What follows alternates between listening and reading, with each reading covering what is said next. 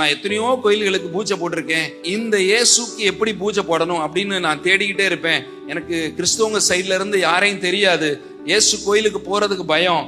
வீட்டுக்கு தெரியாம எங்க அம்மாவுக்கு தெரிஞ்சா கட்டாயம் வைவாங்கன்னு சொல்லி நான் இயேசுவை எப்படியாவது பூஜை போடுறதுக்கு தேடணுங்கும் போது அந்த நேரத்துல சகோதரன் டேவிட் கணேசன் எனக்கு அறிமுகமானாங்க.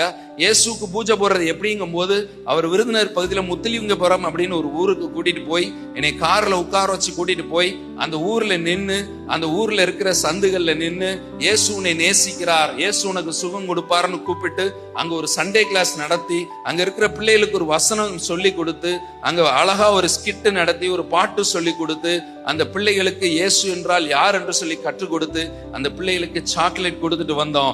அப்பதான் சொன்னாரு, இதுதான் இயேசுக்கு போடுற பூஜை. ஹல்லேலூயா. எனக்கு சர்ச்சு தெரியாது, எனக்கு பைபிள் தெரியாது, பாஸ்ட் தெரியாது, எனக்கு ஜெபம் பண்ண தெரியாது. ஆனால் முதலாக நான் சுவிசேஷ ஊழியத்திற்காக நான் அழைக்கப்பட்டேன். ஹல்லேலூயா.